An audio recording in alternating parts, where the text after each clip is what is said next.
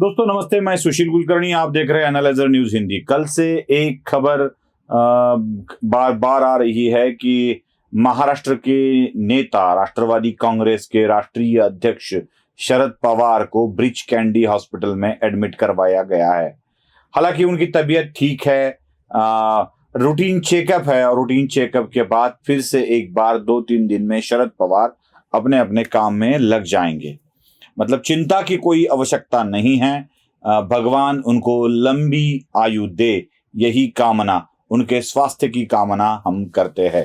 दोस्तों, शरद पवार की खबर चल रही है तो शरद पवार के बारे में बात करना भी अनिवार्य हो जाता है, क्योंकि महाराष्ट्र की राजनीति में सबसे बड़ी लंबी पारी खेलने वाले नेता है शरद पवार। शरद पवार इकलौते ऐसे नेता है जिन्होंने महाराष्ट्र के लगभग सभी मुख्यमंत्रियों के साथ काम किया है, उनको काम करते हुए देखा है, किसी से काम सीखा है, खुद ने काम किया है, किसी को काम सिखाया है, किसी को रोका है, किसी को बनाया है, बिगाड़ा है, सब कुछ किया है शरद पवार ने। तो शरद पवार महाराष्ट्र की राजनीति के सबसे बड़े खिलाड़ी के रूप में देखे जाते हैं। शरद पवार जी का ही कुछ खेल ऐसा है जिस खेल के कारण महाराष्ट्र की राजनीति में हड़कंप मच गया है।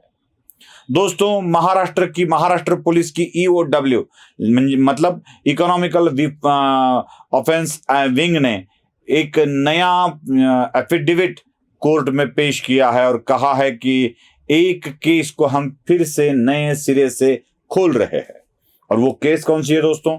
महाराष्ट्र राज्य सहकारी बैंक की ये केस है, जिस बैंक के द्वारा महाराष्ट्र के उन 50 शुगर फैक्ट्रियों को अलग अलग तरीके से खरीदने के लिए लोन दिया गया था और ये फैक्ट्रियां महाराष्ट्र राज्य शिखर बैंक की तरफ से बेची गई थी। इसी व्यवहार को चलते देखा जाए तो इसमें बड़ी गड़बड़ है।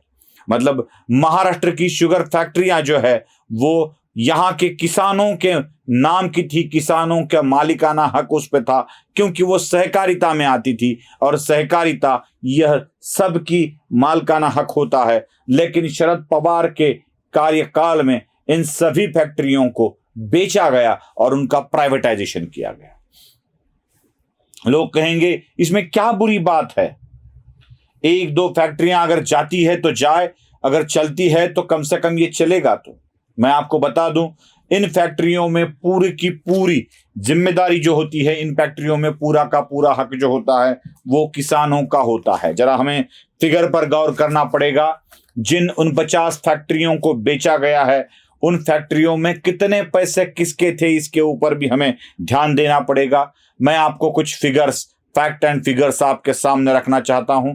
क्या हुआ है ये आपको पता चल जाएगा। किसानों का कितना पैसा, मतलब आम आदमी का कितना पैसा प्राइवेट कंपनियों के हाथ में चला गया है, ये बात आपके समझ में आएगी। साथ ही साथ और भी एक सिंडिकेट भी मैं आपको बताने जा रहा हूं जो बड़ा ही भयंकर और महत्वपूर्ण है।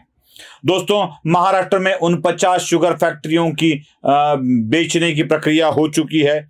उसमें 10,000 एकड़ जमीन है जो किसानों के पैसे से खरीदी गई है। उन 50 फैक्ट्रियों की 10,000 एकड़ जमीन खरीदी गई है। 1700 करोड़ रुपए शेयर्स के नाम पे आम किसान से जमा किए गए थे, जो गन्ने का उत्पाद करता है। उन किसानों से शुगर फैक्ट्री के शेयर्स के रूप में 1700 करोड़ रुपए जमा किए गए थे। 1200 करोड़ रुपए शेयर्स के नाम पर गवर्नमेंट की तरफ से, महाराष्ट्र की स्टेट गवर्नमेंट की तरफ से इन 49 शुगर फैक्ट्रियों को दिए गए थे। ये एक बात बड़ी महत्वपूर्ण है दोस्तों। मतलब 1700 किसानों के, 1200 राज्य सरकार के, 600 करोड़ रुपए नेशनल डेवलपमेंट कॉरपोरेशन दिल्ली की तरफ से लोन के तौर पर, मतलब ये भी गवर्नमेंट की ही अमाउंट थी, ये भी दिया गया है। 250 करोड़ रुपए गन्ना डेवलपमेंट फंड होता है, उनमें से कुछ पैसे मिले हैं शुगर फैक्ट्रियों को, इन्हीं 49 शुगर फैक्ट्रियों को मिले हैं। जब भी किसानों से गन्ना लेके शुगर का, मतलब शक्कर का निर्माण होता है तो हर एक बोरी पर सेस लगाया जाता है और एंटायर महाराष्ट्र में 7,000 करोड़ रुपए ये सेस होता है। उनमें से 600 करोड़ रुपए से इन 49 फैक्ट्रियों का पड़ा हुआ है, जो भी किसानों का, आम आदमी का पैसा है। यहां पे 1200 करोड़ रुपए की और एक रकम है जो शुगर फैक्ट्रियों में सहकारिता में होते हुए काम करने वाले लेबर्स की, वर्कर्स की सैलरी से जुड़े हुए हैं। आज तक उन 50 शुगर फैक्ट्रियों में एक भी वर्कर का फाइनल पेमेंट नहीं हुआ है, जो अभी रिटायर्ड हो चुके हैं। 1200 करोड़ की ये अमाउंट पड़ी हुई है शुगर फैक्ट्रियों के पास। दोस्तों, अगर इसको जोड़ा जाए, मिलाया जाए, तो यह आंकड़ा बन जाता है 5500 करोड़ रुपए, जो ये सारा का सारा पैसा अब प्राइवेट फैक्ट्रियों के हाथ में, प्राइवेट कंपनियों के हाथ में चला गया है। इक्का दुक्का ज्यादा से ज्यादा 5-10 परिवारों में, एक ही रिश्ते में सारे लोग आते हैं, इन परिवारों में ये सारी फैक्ट्रियां चली गई है। मतलब लोगों के पैसे पर खड़ा किया गया महल अब इन पर हक दूसरे किसी का हो गया है, जिनका हक लोगों का होना चाहिए था। दोस्तों, हाथ में 1 रुपया भी न होते हुए शुगर फैक्ट्री का कैसे निर्माण किया जाता है, यह बात मैंने एक मराठी वीडियो में बहुत अच्छी तरह से समझा दी थी। मैं आपको भी वही बात समझाने की कोशिश कर रहा हूं। लातूर, जो महाराष्ट्र का एक जिला है, मराठवाड़ा में आता है, वहां एक प्राइवेट शुगर फैक्ट्री का निर्माण हुआ। दिलीपराव देशमुख, विलासराव देशमुख, अमित देशमुख, धीरज देशमुख, दिलीपराव की पुत्री गौरवी देशमुख, इन सब की अलग अलग फैक्ट्रियां हैं। न जाने कितनी फैक्ट्रियां इनके नाम पर है। खुद विलासराव ने बनाई मांजरा, विकास, रेणा, ये तो सहकारिता वाली है। उसके बाद मारुति महाराज, और विकास ने तो प्राइवेट सेक्टर बनाकर भी अपनी शुगर फैक्ट्रियां बना ली है। 21 शुगर के नाम से भी एक प्राइवेट शुगर फैक्ट्री बना ली गई है। इन्हीं सब शुगर फैक्ट्रियों के होते हुए भी और एक प्राइवेट शुगर फैक्ट्री का निर्माण किया गया। इसकी कहानी भी बड़ी रोचक है दोस्तों, बड़ी रोचक है। अगर आप सुनोगे तो आपके भी रोंगटे खड़े हो जाएंगे। जागृति का निर्माण करने के लिए किया क्या गया? जिला मध्यवर्ती सहकारिता बैंक होती है, उस बैंक के इंस्पेक्टर को और लोकल सोसाइटी के सेक्रेटरी को हाथ में लेकर लगभग 14,000 किसानों के नाम, हर एक के नाम 25,000 रुपए लोन का प्रपोजल रखा गया। और वो भी किसके लिए? मतलब शुगर फैक्ट्री के लिए जमा नहीं किए गए। वो लोन दिखाया गया बड़ा हुआ पीक कर्ज, मतलब क्रॉप लोन। क्रॉप लोन का एक्सटेंशन किया गया और उस एक्सटेंशन क्रॉप लोन को देते हुए 25,000 रुपए का प्रपोजल तैयार किया गया। मराठी में उसको कम पत्रक बोला जाता है। वो कम पत्रक बैंक में सबमिट करके 25,000 रुपए हर एक का जमा लोन सैंक्शन करके 44 करोड़ रुपए की रकम चीफ प्रमोटर के अकाउंट पर ट्रांसफर की गई, किसानों के अकाउंट पर नहीं। लोन तो लिया किसानों के अकाउंट पर, लेकिन ट्रांसफर की गई चीफ प्रमोटर के अकाउंट पर।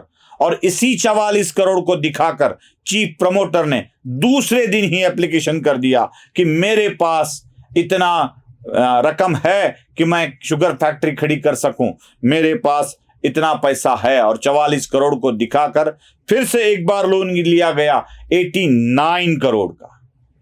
89 करोड़ का मीडियम टर्म लोन लिया गया और इस लोन को 89 करोड़ मीडियम टर्म लोन और 44 करोड़ रुपए इन जो किसानों से कर्जा लिया था, इन्हीं से जमा किया गया और इसी लोन को लेकर आगे चली। अब इस लोन के लिए कुछ ना कुछ तो रखना चाहिए, गिरवी रखना चाहिए। तो जो जमीन लेने वाले हैं, संभावित जमीन लेने वाले हैं, उसको गिरवी रखा गया। जो फैक्ट्री खड़े करने वाले हैं उसको गिरवी रखा गया, मतलब अजम्पशन पे। और ये मिलकर रकम जब फैक्ट्री का निर्माण कार्य शुरू हुआ तो इसके लिए वर्किंग कैपिटल भी लिया गया और वो था टोटल 300 करोड़ रुपए, मतलब 433 करोड़ रुपए लोन लेके, 44 करोड़ किसानों के नाम पे लोन लेके, मीडियम टर्म लोन लेके और वर्किंग कैपिटल लेके इस शुगर फैक्ट्री का निर्माण किया गया। पैसा किसानों का, मालकाना हक देशमुख परिवार का। इसी तरह की प्राइवेट शुगर फैक्ट्रियों का निर्माण होता आया है और शुगर फैक्ट्रियां बेची जा रही है सहकारिता वाली।